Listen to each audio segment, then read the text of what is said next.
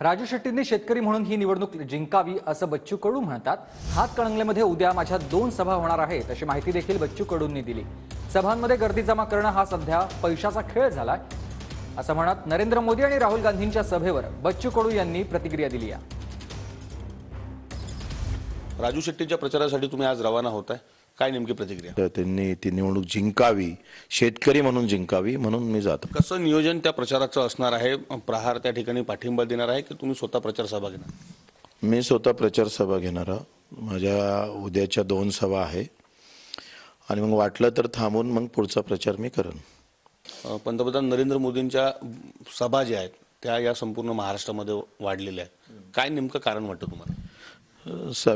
कसं आहे, सभेपेक्षा जर दोनही पाहिलं, राहुलजी गांधी असेल मोदीजी असेल, यांचं जर एकंदरीत सभेमधल्या गर्दी जर पाहिल्या तर तुम्हाला माहिती आहे गर्दी कशी जमा होतं आणि गर्दी जमा करणं हा आता पैशाचा खेळ झालेला आहे बऱ्यापैकी। काल परवा मी राहुल गांधीजीचं भाषण ऐकलं। 45 लाख कोटीचं आपलं बजेट आहे एकंदरीत केंद्राचं आणि त्यांनी सांगितलं का महिलांना मी 1 लाख देईल आणि युवकांना 1 लाख देईल। आता ही कुटुंबाची संख्या नाही म्हटलं तरी दोनही मिळून जरी आपण काढली तर 30 कोटी होते। आता 30 कोटी गुणेला 1 लाख जर पकडले तर ते 30 ते 40 लाख कोटी तर मी सांगतोय बजेटच्या।